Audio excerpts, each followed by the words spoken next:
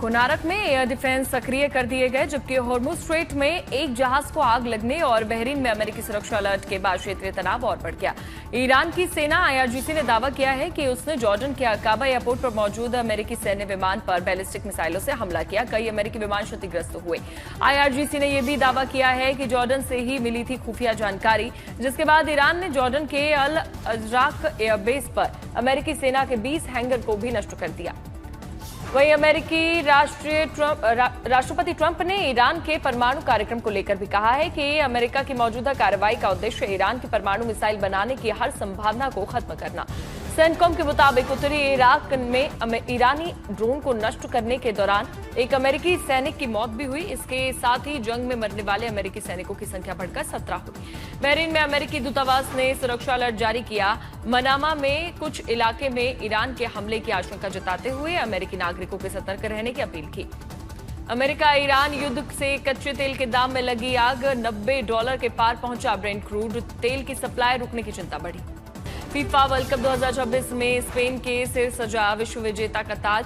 New Jersey में Argentina को 1-0 से हराकर फुटबॉल की दुनिया का नया बादशाह बना स्पेन। फेरान टोरेस बने स्पेन की जीत के हीरो। 106वें मिनट में ऐतिहासिक गोल दागकर अपनी टीम को दिलाई जीत। स्पेन के लिए यह दूसरा वर्ल्ड कप खिताब है।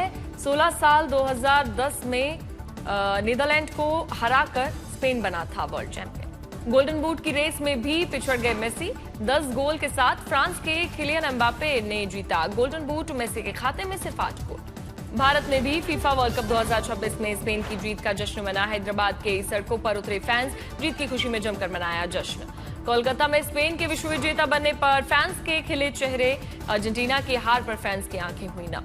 स्पेन की फतह पर गोवा के पणजी में फैंस उत्साहित। देर रात तक कैफे में जीत का जश्न मनाते नजर आए प्रशंसक। मुंबई में भी स्पेन की जीत का मना जश्न। खुशी में झूमे लोग, बच्चों से लेकर बड़ों तक सभी बने सेलिब्रेशन का हिस्सा।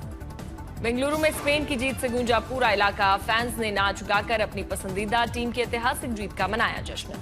लॉर्ड्स में इंग्लैंड ने भारत को 27 रन से हराया। इंग्लैंड ने सीरीज 2-1 से जीती। पहले बल्लेबाजी करते हुए इंग्लैंड ने बेन डकेट 141 की शानदार पारी खेली। वहीं जैकब बेथेल की मदद से 387 का स्कोर बनाया।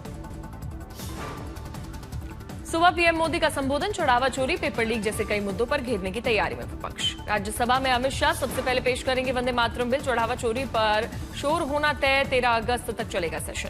मुख्य उद्देश्य ये है कि राष्ट्रगीत वंदे मातरम को भी राष्ट्रगान जन गण मन के समान ही कानूनी सुरक्षा और दर्जा देना चाहिए। वंदे मातरम के अपमान पर 3 साल की जेल का प्रावधान। दरअसल आज ओम बिरला सत्र शुरू होने से पहले टीएमसी के 20 सांसदों के एनसीपीआई में विलय पर अंतिम फैसला भी ले सकते हैं। फिलहाल लोकसभा में 540 सीट है, जबकि 3 सीटें खाली। बीजेपी के नेतृत्व वाले एनडीए के पास अभी 298 सीटें। टीएमसी के बागी सांसदों के एनसीपीआई में विलय की मंजूरी पर एनडीए की ताकत 318 हो जाएगी। अगर ऐसा हुआ तो एनडीए 2/3 बहुमत यानी कि 360 सीटें करीब पहुंच जाएगा। चढ़ावा चोरी मामले में एसआईटी ने सुप्रीम कोर्ट में दाखिल की स्टेटस रिपोर्ट। आज चीफ जस्टिस सूर्यकांत की अध्यक्षता वाली 3 जजों की बेंच करेगी सुनवाई। 22 जुलाई को अयोध्या में श्री राम जन्मभूमि तीर्थ क्षेत्र ट्रस्ट की एक अहम बैठक होगी। ट्रस्ट की समितियों के पुनर्गठन और एसआईटी की रिपोर्ट पर चर्चा की जाएगी। दिल्ली में सुरक्षा कड़ी। नई दिल्ली में सुरक्षा के मद्देनजर बीएनएसएस की धारा 163 लागू कर दी गई। नई दिल्ली, सेंट्रल दिल्ली, उत्तरी दिल्ली के कई एंट्री पॉइंट्स को हाई सिक्योरिटी जोन में बदला गया है। Jantar Mantar, parliament street, central Vista के करीब अतिरिक्त सुरक्षा बल और रैपिड रिस्पांस टीमें तैनात। सोनम वांगचुक मामले की आज सुप्रीम कोर्ट में होगी सुनवाई। वांगचुक की पत्नी ने सुप्रीम कोर्ट का दरवाजा खटखटाया। सोनम वांगचुक को दिल्ली हाईकोर्ट से कोई भी राहत नहीं। दिल्ली हाईकोर्ट ने कहा वांगचुक को अस्पताल ले जाने का सरकार का फैसला सही था। दिल्ली हाईकोर्ट ने कहा डॉक्टर सोनम की सहमति से ही मेडिकल फैसला लेंगे। फिलहाल सोनम वांगचुक सफदरजंग और एम्स के डॉक्टरों की निगरानी में रहेंगे। हिमाचल प्रदेश में आज से बदलेगा मौसम का मिजाज। आईएमडी ने जारी किया बारिश का रेड अलर्ट। चंबा में बंद रहेंगे स्कूल। चंबा, कांगड़ा, मंडी, सिरमौर और साथ ही कुल्लू जिलों में भी भारी बारिश की चेतावनी। हाई अलर्ट पर रखा गया प्रशासन। लैंडस्लाइड और फ्लैश फ्लड से खतरे को लेकर प्रशासन अलर्ट। संवेदनशील इलाकों में बचाव दलों को तैयार रहने के दिए गए निर्देश। राहत बचाव के लिए एसडीआरएफ, एनडीआरएफ समेत सभी राहत एजेंसियां तैयार। अलर्ट मोड में पुलिस, फायर सर्विस और एम्बुलेंस सेवा। हिमाचल में लोगों से सावधानी बरतने की जा रही है अपील। प्रशासन ने लोगों से बेवजह यात्रा से बचने और नदियों नालों से दूर रहने की अपील की। मोतिहारी के सुगौली में मंडराया बाढ़ का खतरा। नेपाल की बारिश से उफान पर नदी, सड़क पर बह रहा है 1 से 1.5 फीट तक पानी। सूरत में हुई 2 इंच बारिश में सड़कों पर जल भराव। पानी भरने के कारण जनता में आक्रोश, किया जमकर विरोध प्रदर्शन। मुजफ्फरनगर में एक कच्चा मकान भरभरा कर गिरा, 5 लोगों की गई जान, रेस्क्यू ऑपरेशन जारी। लखनऊ के तालकटोरा थाना क्षेत्र में 4 साल के बच्चे से दुष्कर्म की कोशिश, आरोपी स्कूली वैन चालक गिरफ्तार। अलीगढ़ में दूसरी शादी और मकान के नाम पर विवाद, बेटे ने दोस्त के साथ मिलकर पिता को उतारा मौत के घाट। पटना के मनेर में 2 गुटों में गोलीबारी हुई, 2 लोगों को गोली लगी, कई गिरफ्तार। रायपुर में परिवार के 5 लोगों की मौत से हड़कंप मचा, कारोबारी ने पत्नी और 3 बच्चों को जहर देकर लगाई फांसी। सोनीपत के मलिकपुर गांव में मिट्टी में दबा मिला नाबालिग लड़की का शव, एफएसएल की टीम जांच में जुटी। ओडिशा के संबलपुर में ब्यूटिशियन की किडनैपिंग पर हत्या, वही मुख्य आरोपी गिरफ्तार हो चुका है। ग्रेटर नोएडा में बैटरी चोरों का आतंक, 1 घंटे में चोरों ने 1 दर्जन से अधिक गाड़ियों की बैटरी लेकर भागे। पूरी रथ यात्रा में अडापा विजय की पवित्र रस्म की गई है पूरी। भगवान जगन्नाथ, भाई बलभद्र और बहन सुभद्रा ने गुंडीचा मंदिर के गर्भगृह में किया प्रवेश। प्रयागराज में गूंजा जय जगन्नाथ, इस्कॉन मंदिर ने निकाली भव्य रथ यात्रा। महाराष्ट्र के अकोला में पहली बार निकली भगवान जगन्नाथ की भव्य रथ यात्रा, सड़क पर उमड़ा आस्था का मेला।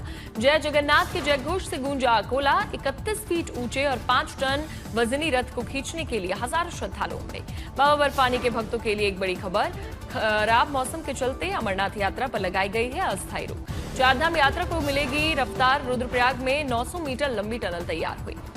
रुद्रप्रयाग में ट्रैफिक जाम से मिलेगी तीर्थयात्रियों को राहत। अलकनंदा नदी पर बन रहे 200 मीटर लंबे डबल लेन पुल का काम भी लगभग पूरा। पुल का निर्माण 31 अगस्त तक पूरा होने की उम्मीद, इसके बाद किया जाएगा वाहनों का ट्रायल। जूनागढ़ जिला प्रशासन ने श्रद्धालुओं की सुरक्षा के लिए किया एक बड़ा फैसला। गिरनार यात्रा के लिए अनिवार्य होगा यात्रियों का रजिस्ट्रेशन। 18 जुलाई से ट्रायल के तौर पर शुरू हुई नई व्यवस्था, ऑफलाइन रजिस्ट्रेशन की भी सुविधा रहेगी।